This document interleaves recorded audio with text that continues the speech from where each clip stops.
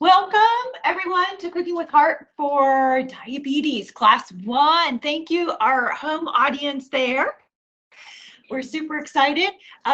So today I am going to share some things about fiber and carb and clear up the confusion. And I'll bet you money that you're going to learn things you never knew today. So we're going to do two delicious dishes. This is one of my favorite salads, sweet cauliflower salad. Every time I make it, I have two people that say, if you have any leftover, can I have it? So I bring it all the time. It's super easy. You're gonna be amazed at how easy it is. And then we're gonna make brownies, chocolate brownies. Anybody chocoholic like me? Sure. Okay, there's nothing wrong with that. So we're going to do that today. Next week, we're going to go into snacks and have some really creative ones and have some that you can make ahead and just pull out. And we're going to go into timing of meals. That's really important. We're talking about blood sugars. So clear up some of the confusion around spacing out and timing and that sort of thing. So next week. So, okay. Well, I want to, before I get going too far along, I want to say first a big thank you to Trinity Foundation and to Genesis. It's a collaboration between the two to bring you these classes as a way of raising the health of the community. A big thank you to the Quad Cities Diabetes Association. They support this too. And we have a guest here, Ellen. Ellen is going to talk to you a little bit about some important stuff. And let me add her spotlighting there. So you are spotlighted. Ellen, go ahead and share. Okay. Hi. Thank you, Teresa, for conducting these classes. These are a very good way for people with diabetes to kind of learn some new things and think of some new attitudes towards managing diabetes. I am a diabetes educator and I'm also a registered dietitian.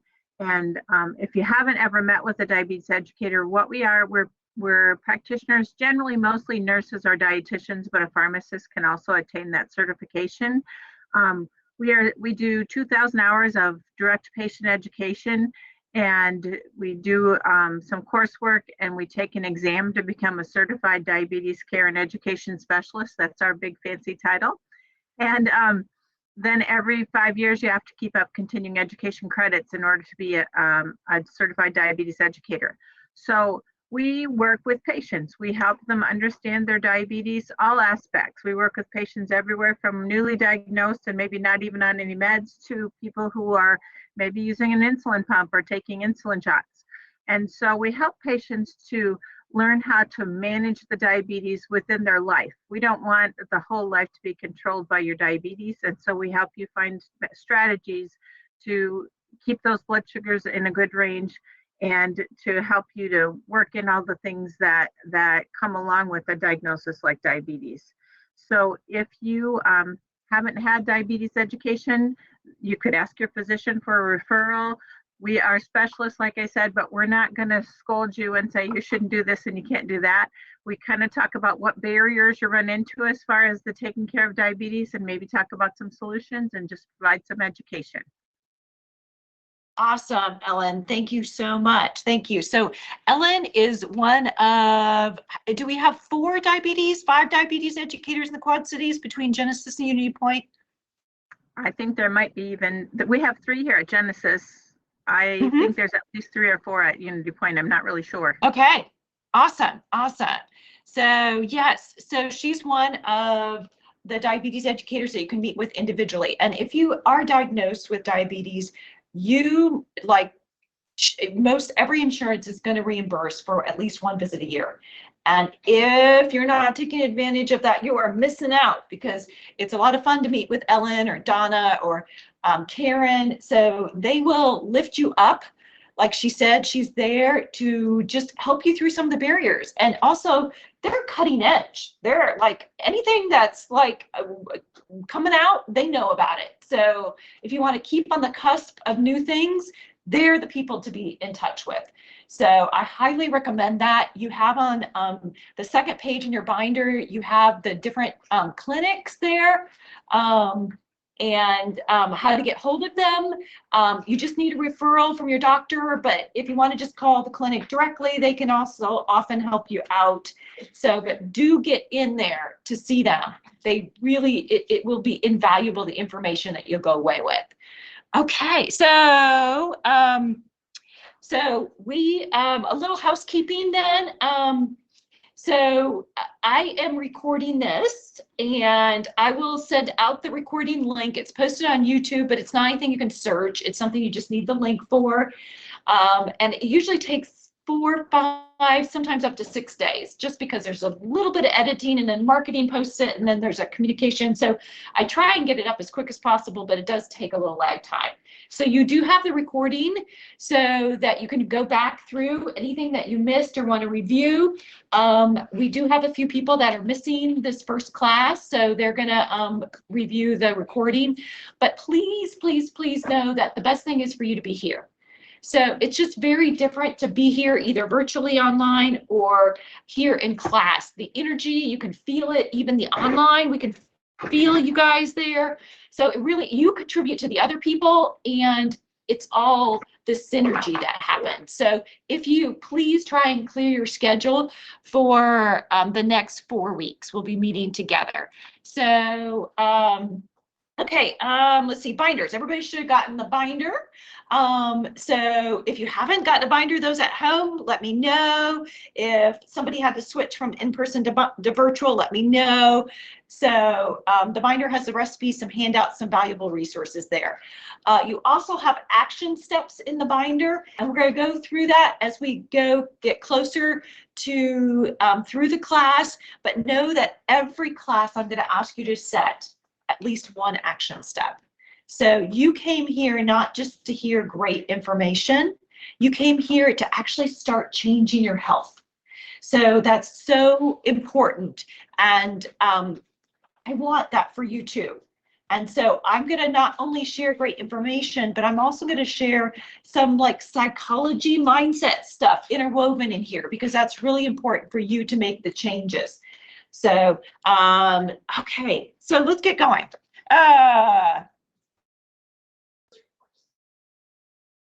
Okay. Now, these 4 classes, what I aim for is that you're confident making dishes at home to help control your blood sugars. And I'm betting you're going to do that by the end. So now, with every 10% increase in eating whole foods in a plant-based eating pattern, just 10%, so that's not even one whole meal that you increase, you decrease your risk of diabetes 7 to 9% in the next 4 years. 7 to 9% you decrease your risk just with 10% change to whole foods. Now, you know, this is going to slow down a diagnosis or put off a diagnosis of diabetes. Now, for those that have a diagnosis of diabetes, we know that doing a plant-focused whole food pattern helps increase your insulin sensitivity. We're going to talk more about that next time. Decreases medication and decreases diabetes retinopathy. So those are all great things. And here's some great news. Remission is possible with diabetes. I don't know what you've heard, but it is possible. The definition is a hemoglobin of 6.4 or less and off medication for 3 months. Now, I would like your hemoglobin A1C to be closer to 5.7, but just saying the definition is 6.4 and off medication for 3 months. So you can do that. So, but the only way you can do that is by making changes in your lifestyle. Okay, so let me ask you a question.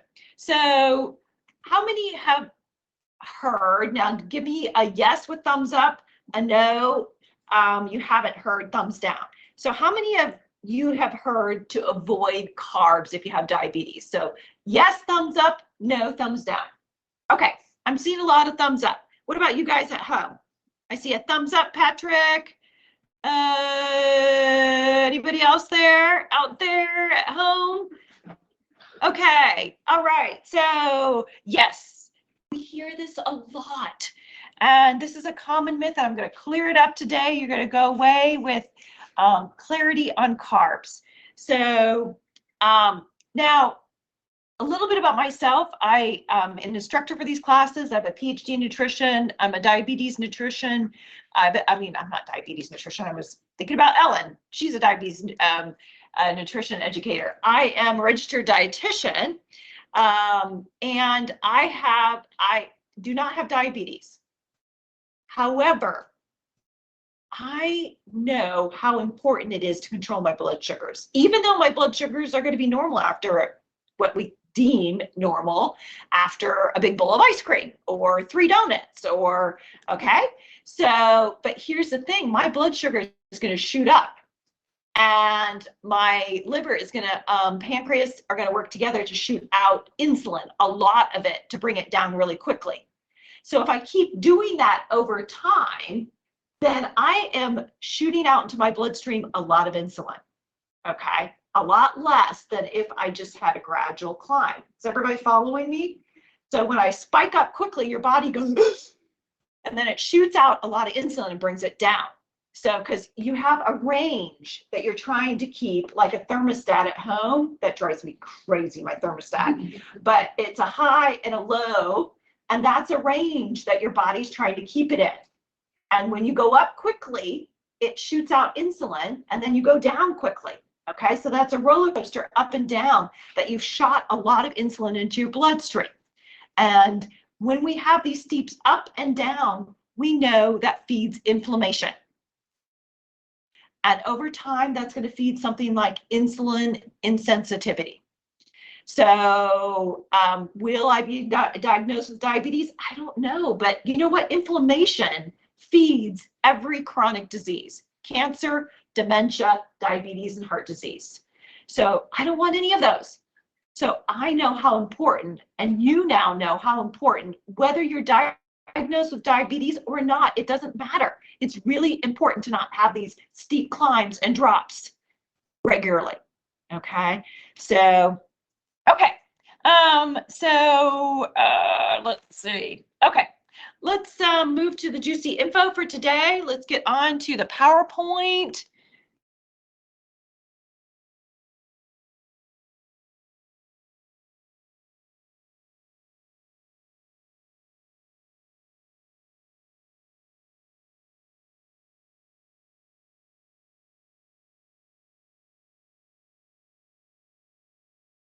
Okay.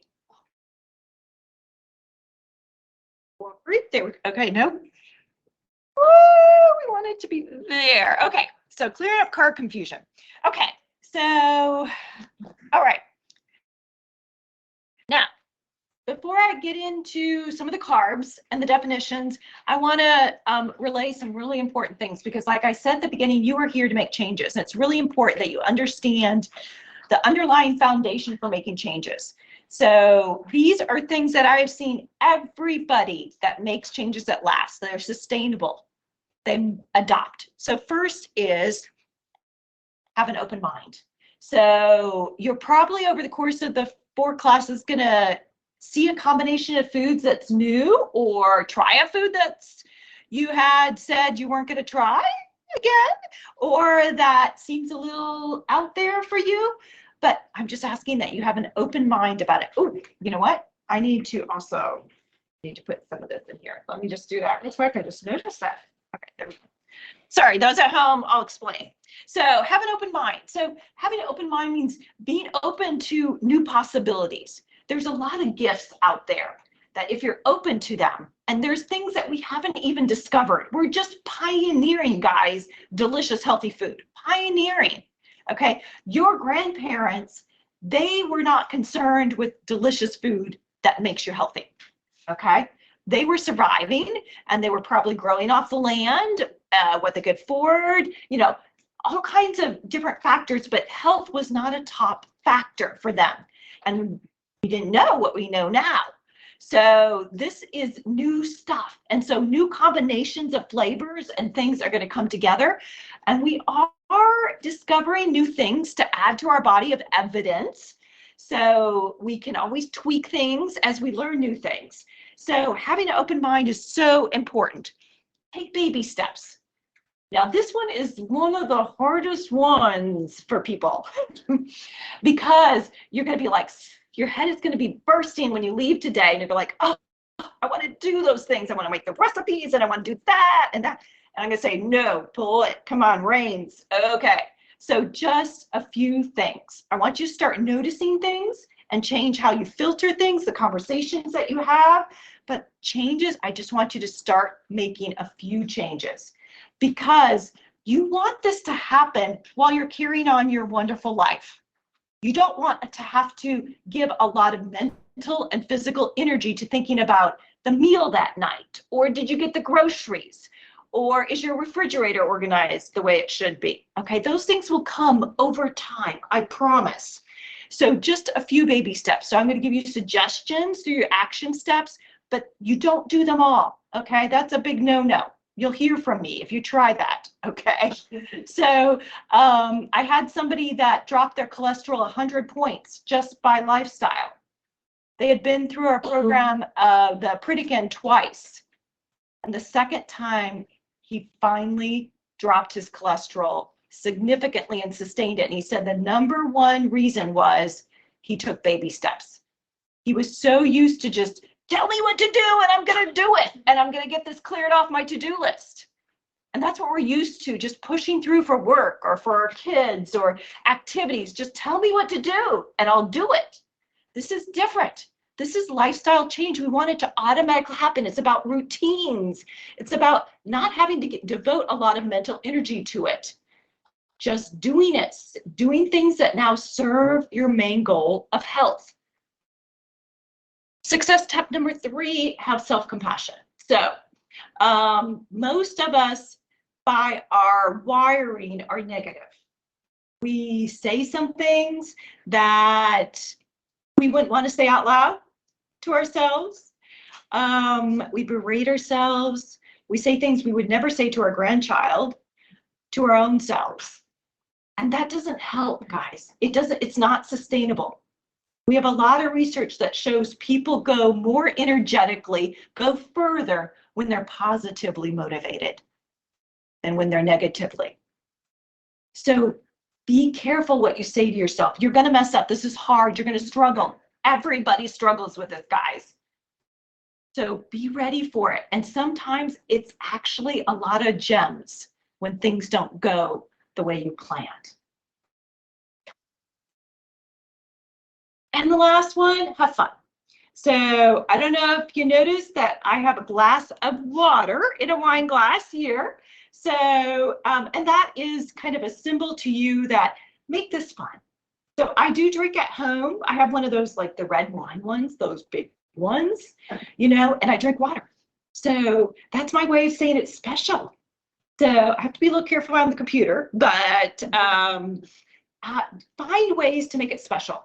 I have a special plate at home. My daughter has a special bowl that she does her noodles out of that she has let everybody know that stayed with us. They must ask her permission before they use. Okay. So also when you're in the kitchen prepping, if you're not real crazy about that, see how you can turn it around. How can you like listen to music?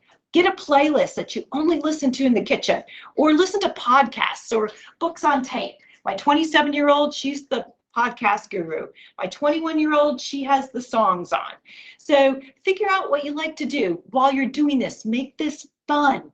I will, on Saturday is my day to do my menu planning, grocery shopping, come home, clear out the refrigerator, put everything back, all that. And then I sit down and watch 10 minutes on Netflix of something. It's my treat to myself.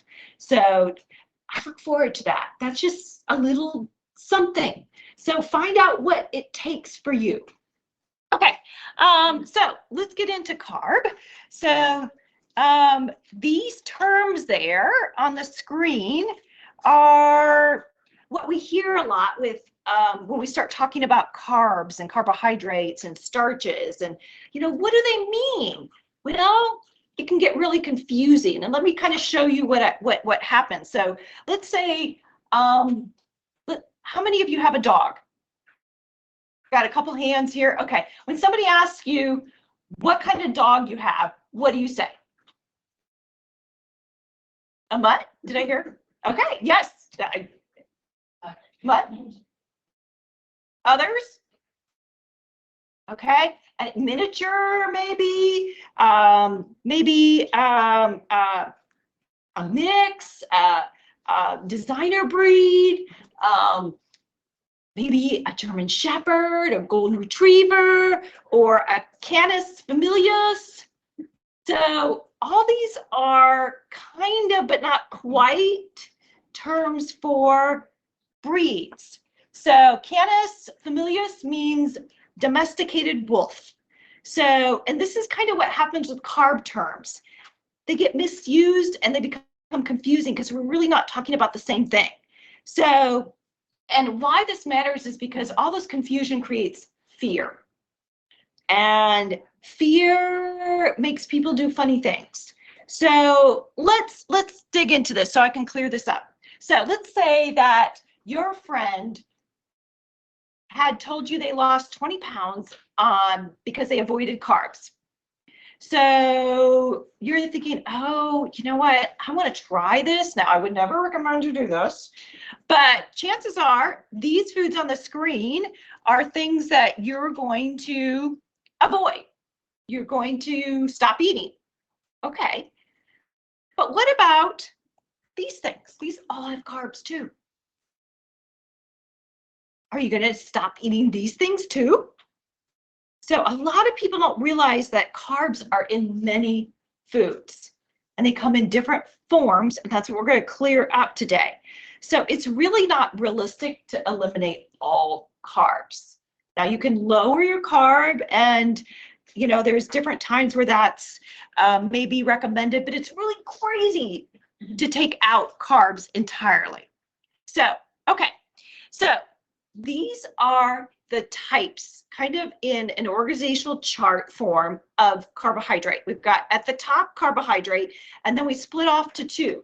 Simple, complex, that's a classification. Everything, all your sugars and carbs can be classified as either complex or simple. Now let's start with the left-hand side there. Simple. So you can see down the monosaccharides, we've got glucose and fructose. You probably have heard of those. Maybe the disaccharide sucrose, that's table sugar. So the disaccharide just means 2, and the mono just means 1. And so the simple sugars are easily digested by the body, and they're going to raise your blood sugar really quickly. Now, if we go over to the complex there, we've only got 3 things there. So we've got starch, glycogen, and fiber. So complex just simply means a long chain of the simple sugars.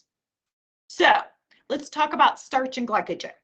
So starch and glycogen are long chains of something under the simple side. Glycogen is actually your body's storage form of glucose. So when you work out, it's going to break down in your muscles some of the glycogen and convert it to glucose and put it in the bloodstream so you can continue to work out for your full workout time. Now, both starch and glycogen, even though they are long, and they can be hundreds, if not thousands together, they are easily broken down. They really are easily broken down. And when we kind of time them and how quickly compared to the simple sugar, they're almost the same, really close to the same. So we're talking about white bread, white pasta, white rice, French fries, most all the breakfast cereals, potatoes without the skin. So all those things, if you were just to eat them, your body would very quickly convert them to blood sugar, very close to all the ones under the simple. Now, here's the but. But if the complex has fiber, the story changes entirely. Your body can't break down fiber into blood sugar. Now, unless you're a cow. So now you're like, well, if you can't digest it, what kind of use is it? Oh, it's got lots of good uses. So the fiber doesn't raise your blood sugar, and any carb with the fiber is caught in a web of a traffic jam. So typically you're going to have fiber with some starch. Okay, so they're going to be, and it's going to be caught in this traffic jam. That's going to take some time to get straightened out. And that time is good because it means your blood sugar doesn't rise as quickly. So you end up with a much slower rise by adding fiber into the equation. So for awesome blood sugar control, you want to select whole foods that naturally have fiber in them. So you have a handout that names several of them, but these are things like brown rice, amaranth, beans, oats, quinoa, farro, vegetables.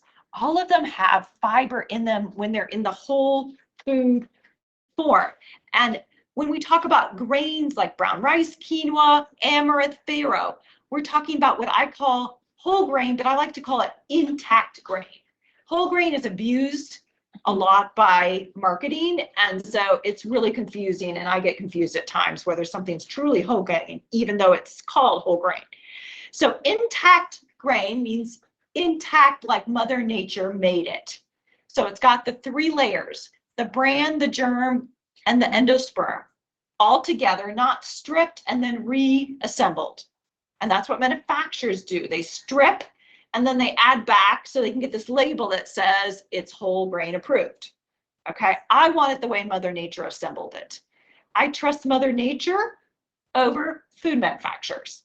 So now food manufacturers, they don't set out to be evil, but what happens is when you have the grain, these 3 layers, the endosperm is the starchy, and the starchy is the calories for the plant, basically. That's about all it is calories.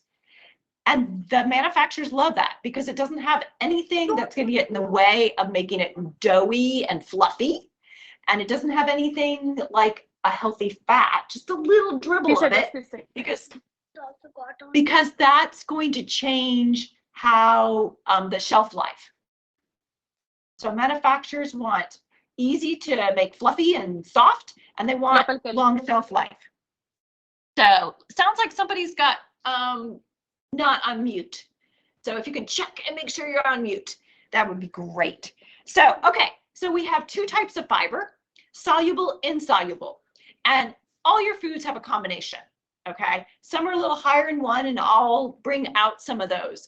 But soluble fiber it makes a gel. If you think of oatmeal, and when you cook it, it makes that gel. That's soluble fiber, and we like that because it slows down your blood sugar rise. It also goes through into your body. And remember, fiber, I said you don't digest. That means it's going to go through your small intestine, onto your large intestine, and out your rectum. So in your stool. So when it hits the large intestine, it's going to grab through this process cholesterol that you ate in your food. Plus, it's going to grab in the large intestine bile. And bile is this thing that you need in your body that has cholesterol in it. Your liver actually creates cholesterol and drops it into the bile. So you grab onto it with your fiber in your stool, and it goes out, you excrete it, and your liver goes, gosh darn, we need to make some more cholesterol, or we need more cholesterol, we need to make more bile, we need to make more bile, and typically it's going to grab the cholesterol from your bloodstream, so that will lower your LDL in particular. So that's good. So this is kind of a cycle of things with the soluble fiber. Now, insoluble fiber is, it's generally like a structure thing. It's on the skin and seeds of plants and beans and things like that.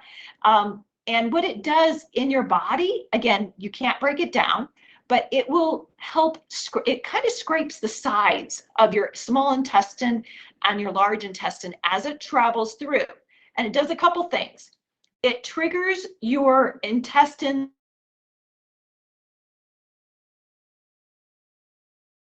your muscle. It means you move your stool through. It means you don't have constipation. The other thing is it's moving things from the sides and keeps them moving, because if things hang around in your intestines, then they can create problems. They can create things that then actually go back into your bloodstream and create havoc. So they keep things moving, keep things clean. So really, really important. Oh, That is interesting. Okay. I hope you guys at home are okay. We had a little bizarre thing with the VPN here, the internet connection. So, okay, moving on. So what do we want to eat? We want to eat during our meals. We want to make sure this is from the Harvard Public School of Health. And I love this. It's simple and it says what is important to get across. Half vegetables and fruits, whole foods. We want this to be whole foods, half vegetables and fruits that you can actually recognize their form. Okay. And then a quarter whole grains intact, you might want to write there too, and then healthy proteins. So now the whole grains, typically I will move corn, peas, potatoes from vegetable technically over to whole grains, just because they do different with your blood sugar. And I do that for anybody. I don't just do that when I'm talking to the diabetes class. I do that for everybody, myself included. So if I have at a meal, corn, peas, potatoes, I count that as my whole grain. And I don't worry about that. Then I focus on other vegetables and fruits at that meal. So healthy proteins can be your leaner cuts of meat, fish, love that, beans, nuts, things like that. So this is what we want to eat. This is the pattern of eating that we want to focus on. And you've got this in your binder. Now, food is not good or bad. And I know a lot of times we like to say, is that good or bad, Teresa? So it's really the whole picture. So I'm not going to give you a diet, and I'm not even going to give you a program, okay, or a diabetes diet. I'm here to help you choose foods that over several days are going to help control your blood sugar and give you the best health possible. And this is going to be the Mediterranean way of eating. So the pattern of Mediterranean way of eating is lots of fruits and vegetables, just like the same I had on the slide before, and beans, whole grains, fish, and just a little bit of animal products if you want. So treating meat and dairy like condiments rather than the main kind of star. So for most of this, that means adding in a lot of delicious whole vegetable dishes that you love, and beans and whole fruits. So lots of herbs and spices in there. Now, most of us are familiar with the word diet. And, it means following rules. It means, every choice that you make is weighted against all the rules. And you have this large mental load that's coming down on you. And you're worried that you're going to break the rules. Encourages a lot of guilt and shame. But this eating pattern is not a diet.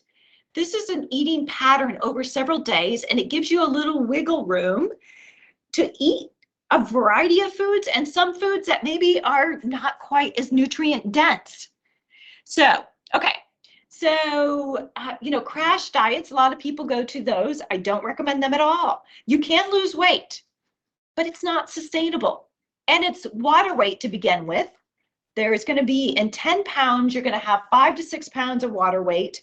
You're going to have 2 to 3 pounds of muscle that you lose. Ugh, I don't know about you, but I don't love weight training and putting back on muscle that I lost.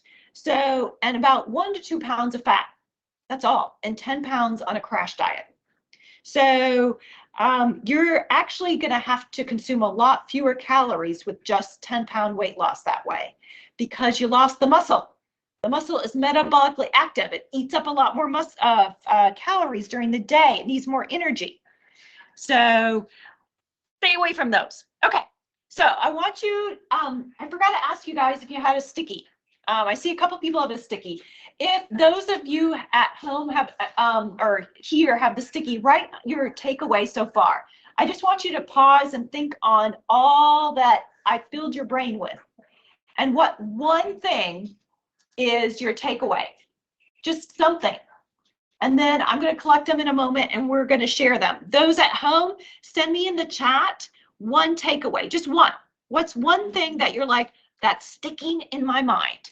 And then here's some of the action steps: incorporating additional serving of the whole grain, of the intact grain, more plant-based foods, more whole plant-based foods, one good source of fiber each meal, for one day next week, eat a dessert flip. I'm going to show you what that is, or try out a recipe from class. So look at 1 or 2 at the most. So we're going to get cooking because we got to make the chocolate, guys. So let me stop sharing here and get my camera. So I'm going to get my camera so you guys at home can see me okay. Okay, let's see. Settings, device settings, camera right there. And I see somebody shared. Let me see if what your takeaway maybe.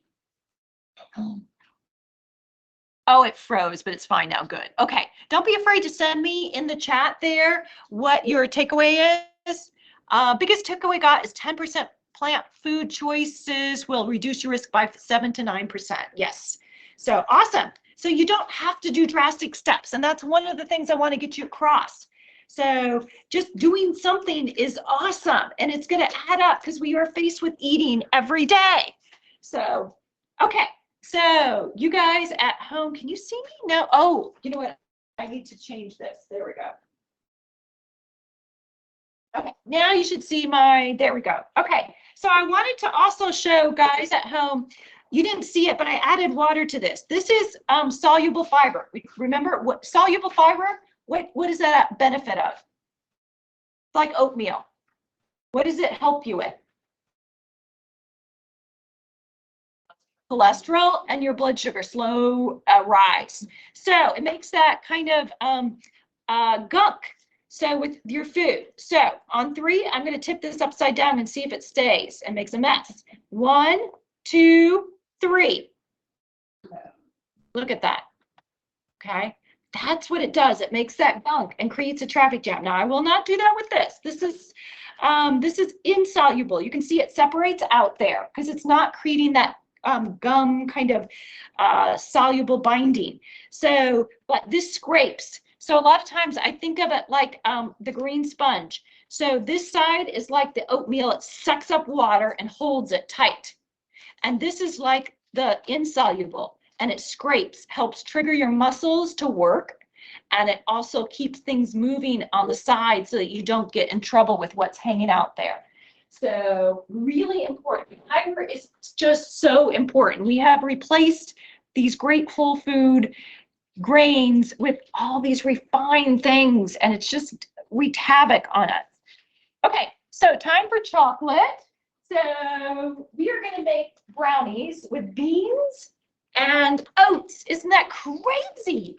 So I am going to add this to my food processor here, and you can do this in a blender, maybe.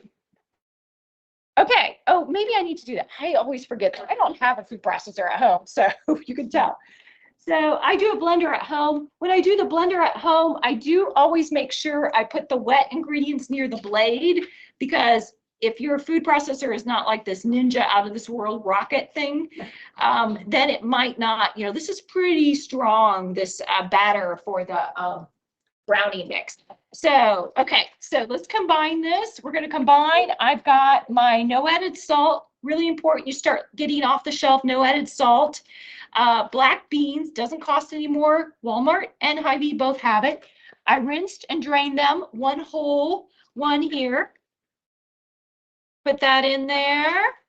And then we're going to add, I'm going to use 3 tablespoons of cocoa. Make sure it's not the Dutch processed. That doesn't have the red, it's harder to find the Dutch process, but every once in a while you see it. Don't get that, because that means you have less polyphenols in it because it's roasted longer. So we want a lot of polyphenols. This is a secret ingredient, guys. I know it doesn't have sugar, but it has 2 grams of fiber per tablespoon and only 10 calories. I pile this on my oatmeal in the morning, okay? It's really great to add in some place that already has like a natural sweetness to it. That way you don't have to add extra sugar. So it's got tons of fiber. So we're going to add our oats here. This is the old-fashioned oats, okay? So most households, we've got that. We are going to add a little canola oil there. You could use olive oil.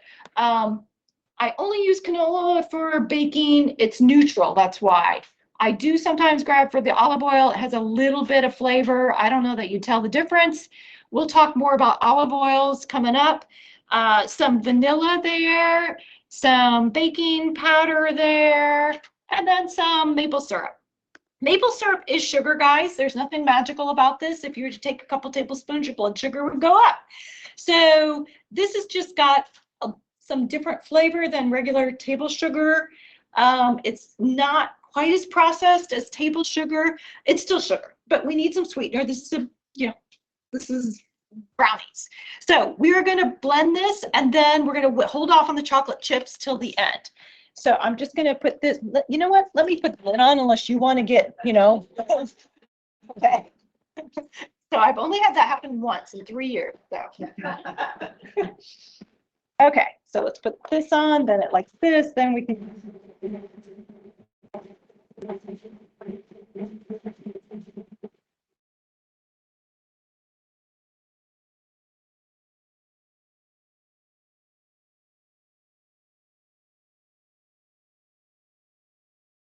That should do it.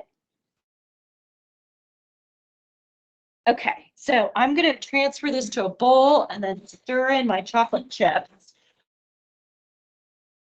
And it's not the end of the world if you're a blender, if you're like, this is not, at home, I have to stop it a couple times, scrape it down, run. If you have a couple of the like oats that are showing, that's okay. That's called character. You can, if you're like, you're afraid your blender is going to like blow up because it's really not churning, just add a little water. It'll just, you might need to cook it a little longer to get moisture off, but it's no big deal. Okay. Okay, we don't want to lose any of that chocolate, so we're going to scrape it all off.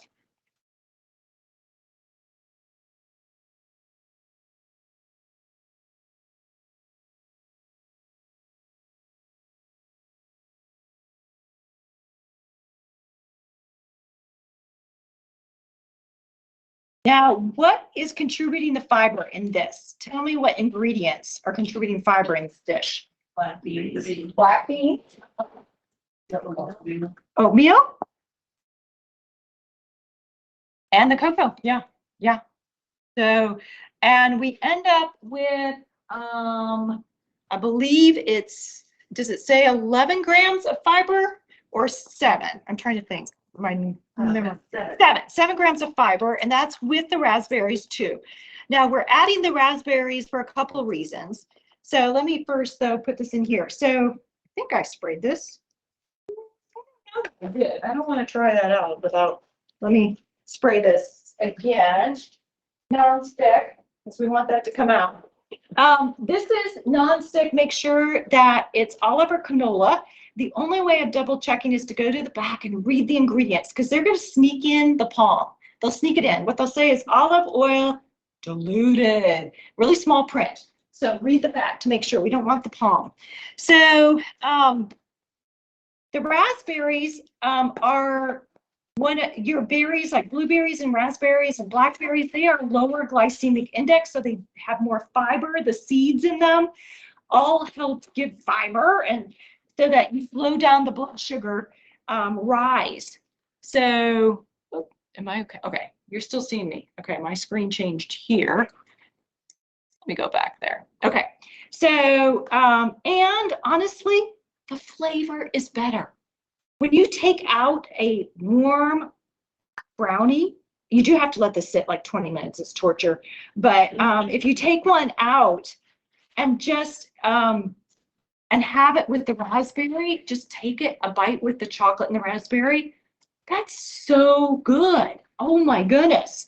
So you can see here, we're just going to put that in there, 350 for 20 minutes. I have some already cooked. We don't want that batter to go to waste. So we're going to cook that.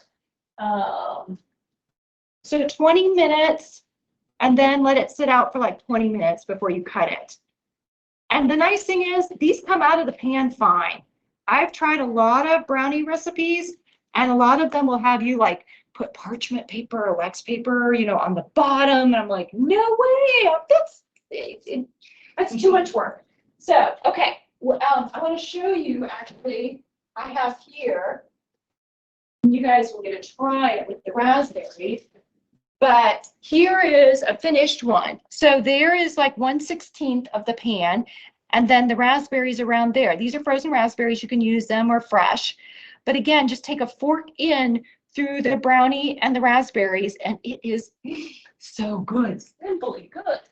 So, super easy. Again, this is not a replacement for a meal. This is, a sweet. At the end of the meal, you can, your fruit, it would qualify as a fruit with that meal. I would not have it at like 10 o'clock at night. Your blood sugars near your bedtime, because of things like melatonin and other things that happen to your body, don't do as well. So you want to be careful about eating close to bed, anything in particular. So now, if you're working with a diabetes educator to control your blood sugars, that's a whole different story, and you need to have a snack. But in general, we want to avoid 2 to 3 hours before bed having food, in particular, something that is going to be higher carb alone. That's why having this at the end of the meal with appropriate kind of proportions and that kind of thing for your hunger. Okay. Awesome. The biggest takeaway, let's see, difference carbs make on your blood sugars when fiber is included in your meal. Awesome. Fiber more important to your health than realize. Learn how important whole foods are as well as fiber. So, okay. So I'm going to collect the stickies here from everybody here, and we're going to read them. So, okay, thank you. And we run to the back there. This is warming up the classroom too. I didn't notice the temperature changing with all of us in here. So it's cold, guess what?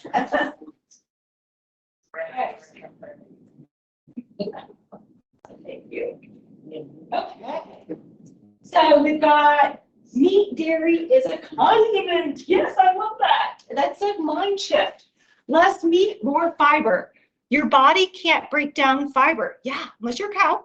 Difference between soluble and insoluble fiber. Big, great to know. Eat more whole foods, less processed. Eat Mediterranean, plant and fruit. Steep changes, climbs, drops, not good for body. The blood sugar, steep is not good. Yes, carbs are not as bad as I have been led to believe. Yes, it's the fiber we want in there. Fiber is so very important. Importance of avoiding blood sugar spikes and eating Mediterranean nutrition. Fiber is so important. And Hershey's Cocoa, yes, go Hershey's Cocoa. Baby steps, vegetables and beans. Treat dairy as a condiment, and no shame. Yes. So yes, food is just food, guys. We add emotion to it. So and assign all this guilt for it. Okay, so you ready for one of my favorite salads? My other favorite salad, some of you know, is the kale apple Dijon salad that I will make tomorrow night for the foundational class. Okay. So first, what we're going to do is cauliflower. The cool thing about this is we don't even have to blanch the cauliflower, because a lot of times when we're dealing with cruciferous, which cauliflower is, we a lot of times blanch to kind of mild down a little bit some of that bitterness in there. So, but this one really works. It just means it's quicker, that we don't have to blanch it, don't have to do that step. So, but I want you comfortable in the kitchen cutting. So cutting a cauliflower, you should not spend at most a minute, okay, guys? So I'm gonna cut this, and I want somebody to time me. 20 seconds is what I'm gonna go for. So who's going to time me? Who got their, Joan, can you? Okay, Joan's going to time me. So you go ahead and shout out when it gets to 20. See if I make it. Okay, she's getting ready. So. I got you nervous. 20 seconds. Okay, well, and you can just start it and tell me when it's 20. Shout out. Okay, so tell me when to go. Down half, then I'm going to go quarter. And then both these, then I'm going to look for the triangle there and cut that off. I'm going to look for the triangle, cut it off, triangle, whoops, cut it off, triangle, cut it off. And now we've got just the big florets depending upon how we want to go. There we go. We got 20 seconds. So we're pretty close there. So I'm breaking it up there. So now this is Mother Nature. So not every time is it going to break nicely into florets, but let me show you a couple tricks here. So this one, I could cut off that, but usually what I do is I think triangle in there, because usually this is what we want to get out of there. And then I can start breaking this off, okay, into pieces. Now I did these pretty small because I want you guys to have, you know, bites. I'm trying to kind of stretch it for everybody here. Normally I don't go maybe this small, but you can see you can easily do that. This is another bigger piece that I'll probably just do a triangle cut at to get out some of that core. Then I can start breaking it apart. Okay, it's not about perfection, just get it there, break it off. So I'm just gonna add a little bit more in here so everybody gets a taste of this.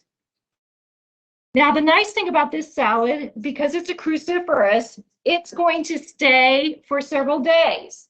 So I often will make this on Sunday and eat it until Thursday, okay? Now, on Thursday, it's not really ready for guests, but Monday and Tuesday, it's very easy. You could serve it, okay? It still tastes great. It just starts to look a little different by then. So, okay. So part of the magic of this recipe is the complements that we add to it. Okay, it's going to be interesting garbage day here. It's like, okay. So we are in a couple of the secret ingredients, I think, are we're going to use white balsamic vinegar. Now, I can only find this at Hy-Vee, between Hy-Vee and Walmart, kind of the two places I go. I wish Walmart would carry it. They don't. You can use regular balsamic, but why am I probably using white balsamic? Yeah, color. So it's gonna you could use it taste wise, but it's after a day, it's gonna make this look it's questionable. So so using this is really nice. So I always have this around. It's really nice to have. It's got the kick of balsamic. Balsamic is high up there on vinegar. It's one of the higher kind of kick vinegars. So we've got that, and we've got some extra virgin olive oil. Okay, in the Mediterranean diet, you're going to see extra virgin olive oil. So that is used, I go through probably once a month, one of the Costco big ones. And I'm just two people, okay? So, and I'm not pushing anybody to start using like crazy. It's calorically, it's dense. It's 4,000 calories per pound.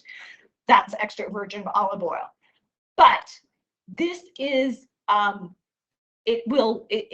has research, if you do get the extra virgin olive oil, it will lower your LDL because it's oxidative, assuming you're not overeating and other things. You know, there's some other factors there, but we know this helps because it's very rich with antioxidants. So, and it's not just the structure that you hear a lot about when we talk about fats. Well, it's a monounsaturated fat. So yes, that's important, but the biggest thing I think is the squalene and the antioxidants that begin with an O. There's two of them in there that come with the olive. And the trick is there's a lot of fraud with olive oil because there's a lot of money, like a lot of money to be made with the fraud. Because if they have an olive oil that is older, or they mix it with non-olive oils, they make more money. Or if they have an olive oil that's a lower grade, in other words, chemically and deodorized processed. A true extra virgin olive oil is cold pressed or physically pressed. Okay, it's not chemically extruded from the olive. It's mechanically. It's called cold pressed. At what? Sooner, yes. But if you keep it dark and in room temperature, it should keep. Like, and I keep my, I go through my one from Costco in a month. So that's good. So now people do ask about like avocado. Avocado is awesome. It's a great type of fat. I have a lot of avocados. I have probably anywhere from 3 to 5 at one time in the house. But as an oil, I don't know for sure that the avocado is cold pressed, okay? I don't want my source of oils to be chemically pressed and deodorized. What that means is they're trying to make the oil bland. because when an oil is bland, you have a lot more uses for it. When it tastes like it originally came from, sometimes it has off flavors, and we wouldn't want to probably be using it cooking. I don't know about avocado, but I just know a lot of the oils on the shelves are like kind of like almost throw out products that they've reused. So, and that's why they have to chemically process and deodorize it. So, extra virgin olive oil, there are some seals. There's a seal for the European Council. There's a seal for international something. Those are fraudulent. They really mean nothing in my book. The only ones that I trust are the California and the Australian. I have never seen olive oil in my like purview from Australia, although I've read a lot about the olive oil industry in Australia. It's very strict. So California is the only one I trust. There's a list at COOC.com, and it's for the year previous. It sounds weird because what happens is if you pay for the California olive oil to test your olive oil, they test it, but by the time they get the list put together, it's the year before. So, and any small vineyards aren't going to probably pay the California olive oil to test theirs. They just can't. It's not part of, it's too costly. So look there for, you're not going to find Bartoli. It's not on there. Okay. It's fraudulent. Sorry. So this is this one, and there's another one I found at Costco, and they were out of that has the actual seal on it. Now, this one actually doesn't have the seal. Okay, and let me explain why. Because they are like they're, what's a stronger word than conflict? It's not fighting, but almost fighting with the California Olive Council, because they're older than the California Olive Council, but they're called California Olive Ranch, and California Olive Council wants them to drop the word California.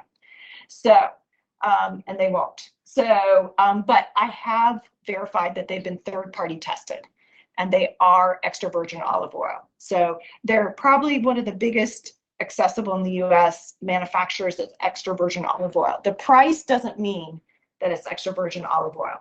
So here is the seal there. I'll pass this around. It's this yellow with green. That is the California seal. So how do you tell if you got expensive olive oil?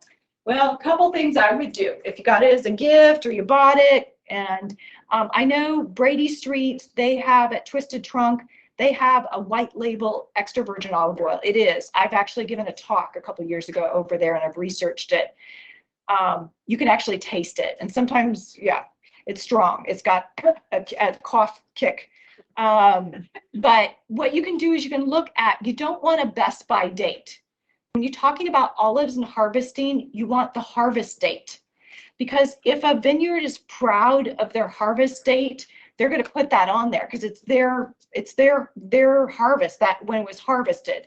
So it was all done together at the same time. So that's the it's usually, and it's going to be a date that's past, okay, because it's harvested. You usually have 18 months to 2 years after it was harvested for that oil. It's going to take at least a year to get over here. So look for a harvest date, and then look if they put the name of the vineyard, not a fancy name of like whatever their company name, but if they put the name of the actual vineyard, chances are then it probably is extra virgin olive oil. Just because it labels as extra virgin olive oil, there's nobody regulating that. So it could say it's extra virgin and not be extra virgin, and then you're getting chemically processed. You're missing out on those antioxidants. And the studies, I've looked at them, many of them were done in Spain and Greece, guys. They have olive trees in their backyard. You know, France has a ton of olive trees. They just don't export it. They use it all for themselves. So Europe is flooded with olive trees. It's beautiful. But so these studies, these people have like huge containers that are dropped off of fresh. When I was in France a year ago last summer, one of the bed and breakfasts we stayed at, they would go during the day, they'd pick the olives and go into the village during the day and have the olives pressed, and they'd use it to make dinner that night. Okay? So pretty amazing. So, anyways, I'm very, like you can see, very passionate about the olive oil because it could be something very good and we have good research backing it up. But you're getting taken if you're not getting the actual extra virgin olive oil. So you've got to be careful about that. Okay, so the lemon, we have, I squeezed some fresh lemon juice here. So you can use just bottled lemon juice. Just know you don't have to have a fancy squeezer. A lot of times at home, I'll just get out the tongs and squeeze it, or use my hands to squeeze it after I put it in the microwave a little bit, or roll it. You can get 1 to 2 tablespoons out of a regular size lemon. Okay, so we have our sauce here, our dressing. And let's see, here we go. Got my big salad. I'm gonna put this in. And then I've got apples. Now, the reason why I use green apples, I only use green apples for my kale salad, my cauliflower salad, because that sour sweet matches so well with the cruciferous, that bitterness of the cruciferous. So you be the judge. If you want to do Fuji, that's great, or Red Delicious, that's fine. But I just find this is the right balance there. So that, and then I love pistachios. Who else loves pistachios? Yum, yum, yum. So for some reason, I have trouble at Hy-Vee finding the lightly salted. Okay, so this is what I get from Walmart all the time. So, but we're doing half a cup there. I'm going to save a few for the top. Instead of pomegranate, I'm going to use cranberries. But, oh, I forgot to. I needed to add the maple. Okay, we're going to add a little bit. Oh, that guy's got already a lot. Maple syrup. We just add 2 teaspoons, just a little bit. So pomegranates. I love pomegranates. And pomegranates are super duper packed with, like, oh my goodness, antioxidants. Now, you can't get them all year round. So, but coming fall, we'll be able to get them through like January, February. Sometimes it seems like we can get them longer and longer. But I want you to know how to do a pomegranate. Now, a pomegranate kind of looks like a tomato. That's why I have this here. So, but usually it's a little scruffy on the outside. Do you ever notice that? You know what? It's just like a book. You can't judge it by its cover. Inside, they're beautiful. It's that red seeds there. So I want you to understand how to do it. So, oh, my knife is here, isn't it? Yeah, here it is. Let's pretend this is our pomegranate. This is the stem there. So what I'm going to do is just take it right down the center here and open it up. And what I would see are bright red seeds in there, not like this tomato, but red seeds. But I'd see kind of this webbing like this. Okay, that's how a pomegranate looks. So then I would, to get the seeds out, you'll read online, they'll say, take a spoon. I'm like, no way, I'm not that patient. That's boring. So what I do is just take my fingers like a web and then take the pomegranate there. And then I take a metal or wooden spoon, and we don't have any because we always have plastic here. But let's pretend it's a wooden spoon because you need something with a little more absorbency of energy. So, and you just start pounding it. Now, do be careful because the red will stain. So I usually have a deep dish like that. So, and you just pat it and the seeds will fall through your fingers and you just keep going. And it's a great way to get out your stress.